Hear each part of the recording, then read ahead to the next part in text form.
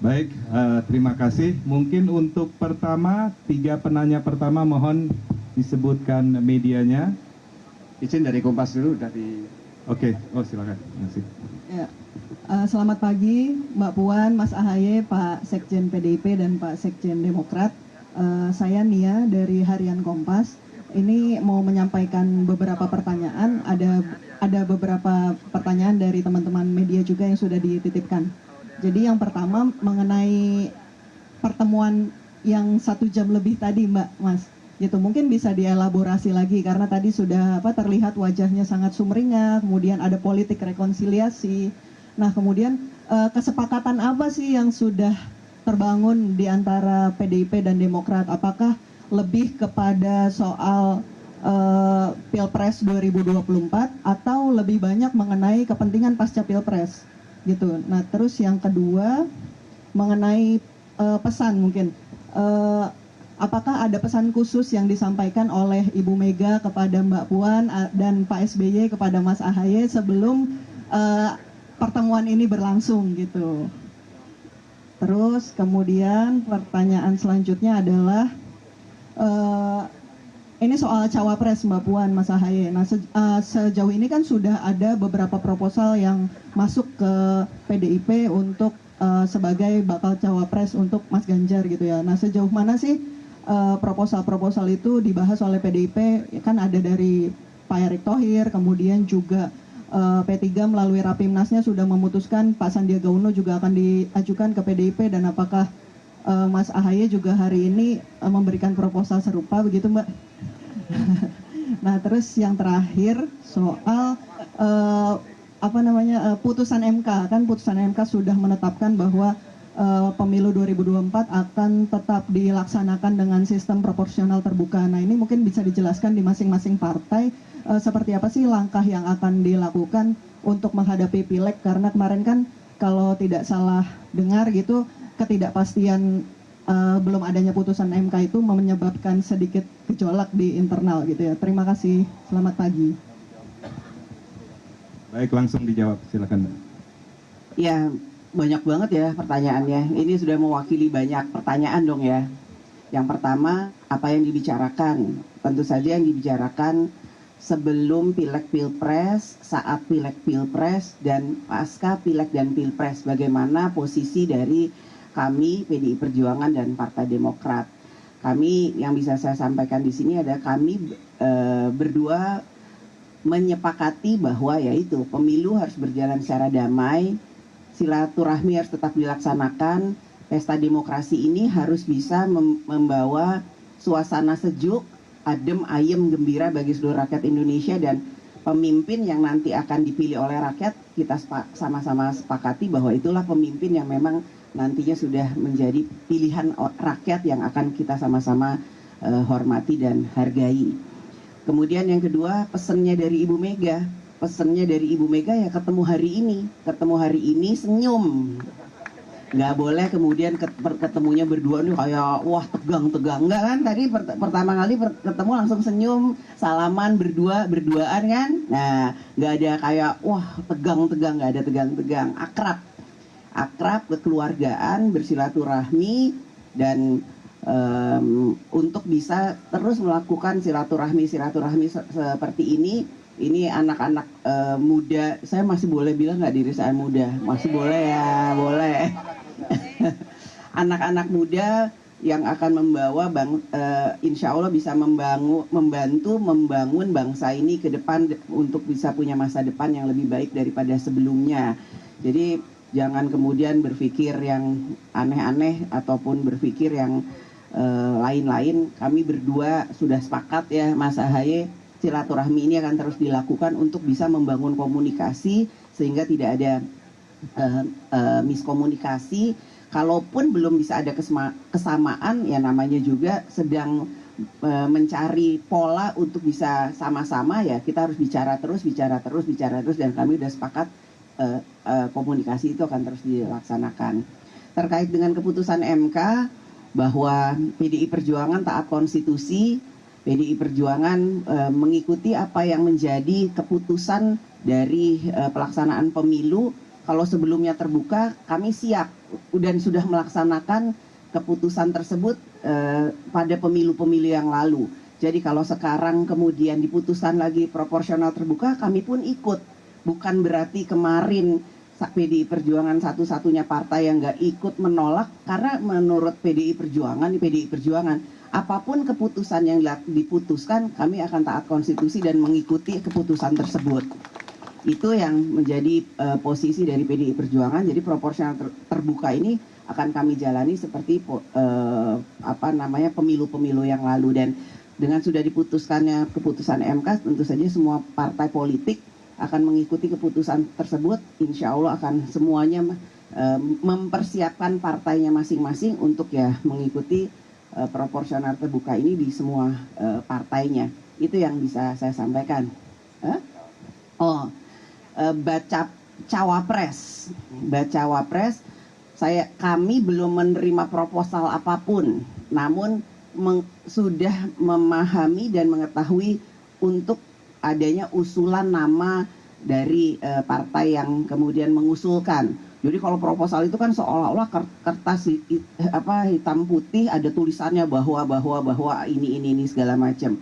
Enggak, usulan tersebut tentu saja akan kami tampung. Nama-nama yang waktu itu saya sebutkan, salah satunya bacawa presnya Mas Ahaye di Partai Demokrat, juga masuk radar PDI Perjuangan. Jadi ya ini kita akan cermati perkembangannya, bagaimana ke depannya, siapa yang kemudian kira-kira cocok dengan PDI Perjuangan, siapa yang cocok dengan baca presnya PDI Perjuangan Mas Ganjar Pranowo. Kemudian tentu saja harus ada kesamaan visi dan misi. Ya untuk kemudian menyamakan hal tersebut tentu saja kita perlu bicara, perlu ngobrol, perlu lihat dinamika politik secara nasional, perkembangan selanjutnya dan lain-lain sebagainya. Itu yang bisa saya sampaikan. Terima kasih. Terima kasih Mbak Puan. Tepuk tangan sekali lagi buat Mbak Puan. Mas Ahaye, kami persilakan. Iya, saya hanya menambahkan beberapa hal. Indahnya pertemuan tadi itu karena diawali dengan rasa saling menghormati dan saling memahami posisi saat ini. Mbak Puan sendiri yang tadi membukanya paham bahwa saat ini Demokrat tengah membangun sebuah koalisi perubahan. Kemudian tentu PDIP sendiri juga sudah kita ketahui telah mendeklarasikan Mas Ganjar sebagai calon presiden. Sedangkan koalisi perubahan, capresnya adalah Mas Anies Baswedan. Jadi dengan mengembrace itu, artinya menyadari posisi kedua partai, justru tadi sangat terbuka akhirnya. Tidak ada rasa tidak enak untuk menyampaikan hal-hal yang memang bagus untuk kita saling ketahui, saling dibicarakan. Contohnya tadi, beliau bertanya bagaimana posisi Demokrat sekarang, Oktober, dan seterusnya pada saat pemilu dan di masa depan seperti apa. Begitu pula saya bertanya yang serupa. Yang jelas, yang kami juga senang adalah paling tidak kalau ada yang bertanya kesepakatan seperti apa. Kami sama-sama sepakat ingin pemilu 2024 ini berjalan dengan damai.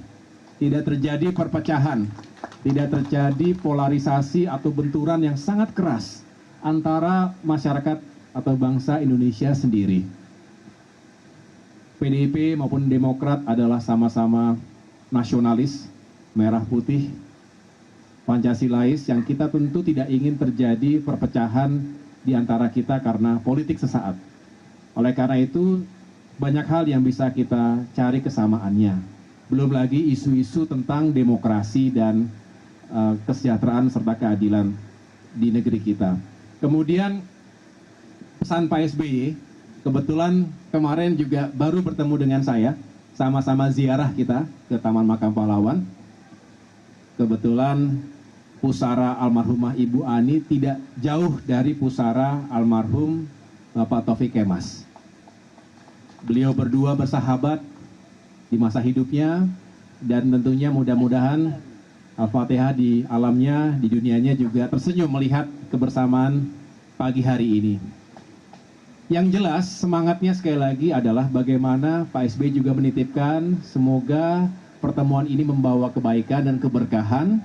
Sekali lagi jangan hanya pada pembahasan politik praktis, tetapi jauh dari itu karena kita ingin sama-sama punya peran yang baik untuk negeri kita.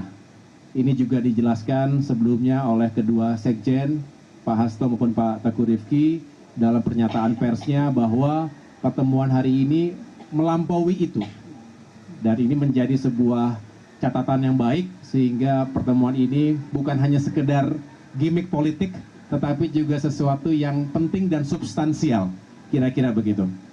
Dan yang terakhir, terkait dengan putusan MK, saya pikir sama, kita semua menyambut baik dalam arti kita ingin pemilihan anggota legislatif juga berjalan dengan baik. Kita tahu biasanya kalau pileg itu persaingan bukan sesama ataupun bukan hanya antar partai, tapi juga sesama internal partai sendiri. Karena biasa mencari suara itu dulu-duluan, oleh karena itu kita semua berharap secara internal juga tidak terjadi sesuatu yang terlalu berlebihan dan antar partai juga bisa saling menghormati dan juga menjaga kondisinya sehingga tidak terjadi hal-hal yang tidak diinginkan. Demikian, terima kasih. Baik, kesempatan cukup? Cukup ya? Tadi oke. Ya, saya kembalikan ke Mas Hasto. Terima kasih.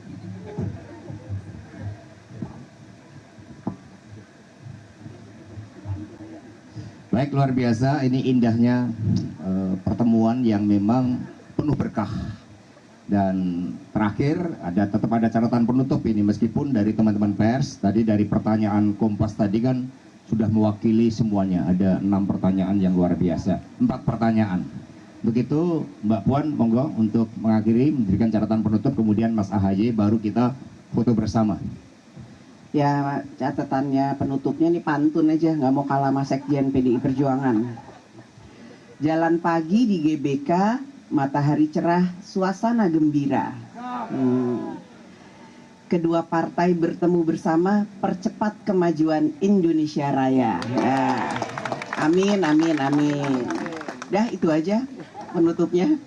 Luar biasa. Mas AHY, monggo. Iya, saya nggak menyiapkan pantun, mungkin di Car Free Day berikutnya. Yang jelas saya mengucapkan terima kasih kepada Ibu Puan Maharani, Pak Sekjen Hasto, dan para sahabat dari PDIP. Kami sekali lagi menyambut baik acara semacam ini, dan mudah-mudahan kita semua diberikan kesehatan, kekuatan untuk terus melanjutkan perjuangan dan pengabdian kita untuk masyarakat, bangsa, dan negara. Terima kasih. Wassalamualaikum warahmatullahi wabarakatuh. Baik, terima kasih luar biasa rekan-rekan pers. Demikian tadi konferensi pers, dan selanjutnya buat teman-teman dari Partai Demokrat dan kemudian dari PD Perjuangan, silakan bergabung, kita akan foto bersama-sama. Maupun oposisi. AHY tadi menyebut istilah paripurna untuk menggambarkan hubungan antara kedua partai ini. 1, 2, 3. Kemudian AHY juga menyatakan bahwa dengan permasalahan bacawa pres merangkul semua elemen politik yang ada jelang pemilu 2. AHY menyatakan bahwa pertemuan ini bukanlah politik praktis, namun lebih banyak membicarakan isu kebangsaan.